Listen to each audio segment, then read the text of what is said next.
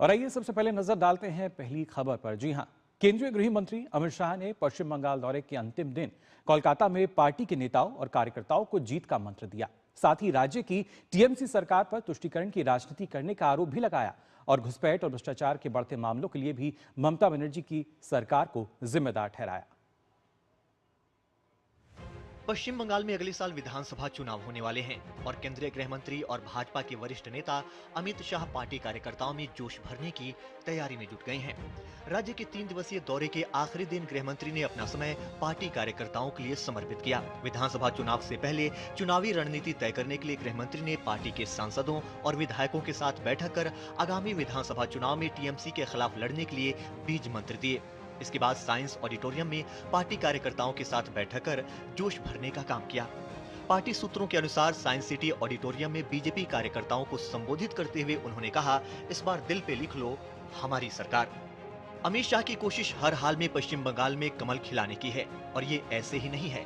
आंकड़ों पर नजर डालें तो साल 2016 के विधानसभा चुनाव में बीजेपी 291 सीटों पर चुनाव लड़ी और 3 पर विजयी हुई, जबकि साल 2021 में 293 पर चुनाव लड़ी और 77 पर विजय हासिल की। बैठक में मौजूद नेताओं और कार्यकर्ताओं के मुताबिक गृह मंत्री ने घुसपैठ और भ्रष्टाचार के मुद्दों पर तृणमूल सरकार को घेरा। पार्टी कार्यकर्ताओं से कहा कि ममता बनर्जी माँ, माटी, मानुष के नारे के साथ बंगाल में सत्ता में आई थी, लेकिन बंगाल की माताओं का सम्मान ही सुरक्षित नहीं है। आरजी कर अस्पताल की घटना समेत बलात्कार की एक के बाद एक घटनाएं इसका प्रमाण है। घुसपैठिए बंगाल की माटी पर कब्जा कर रहे हैं और मानुष यानी लोग पलायन कर रहे हैं। इस दौरान उन्होंने देश और राज्य की रक्षा करने का संकल्प भी करवाया। अमित भाई साहब का प्रेस कॉन्फ्रेंस सुनने के बाद उनको इतना डरने का कोई वजह नहीं थी। वो इतना चिलबिला खिलबिला कर रही थी क्यों? कहाँ एक मंच पे थी, वहां से इतना पागल की तरह बात क्यों कर रही थी? पश्चिम बंगाल में स्पेसिफिकली कोलकाता में जिस टाइप के जन जागरण हुआ है उसके वो अमित शाह जी को तो पता ही है, क्योंकि पूरा दिखाई दे रहा है पश्चिम बंगाल का लोग, आम नागरिक सब तैयार हो गया। तृणमूल का ये जो दुर्नीति का सिंडिकेट, इसको उखाड़ फेंकने के लिए, घुसपैठियों को से पश्चिम बंगाल को सुरक्षित रखने के लिए।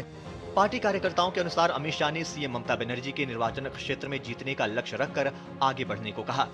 ये चुनावी बिगुल नहीं, आप कह सकते हैं कि जीत का बिगुल बजा करके गए हैं अमित शाह जी, क्योंकि हम कॉन्फिडेंट हैं इस बार कि सरकार जो है वो भारतीय जनता पार्टी ही बना रही है। हमारी लड़ाई जो है इस बार जो ये अनुप्रवेशकारी है इनके विरोध में रहेगी, घुसपैठियों के विरोध में रहेगी और हम ये साफ साफ पश्चिम बंगाल की जनता को बताना चाहते हैं कि भारतीय जनता पार्टी की सरकार बनने के बाद एक एक को पकड़ करके जितने भी घुसपैठी हैं यहाँ से निकाला जाएगा।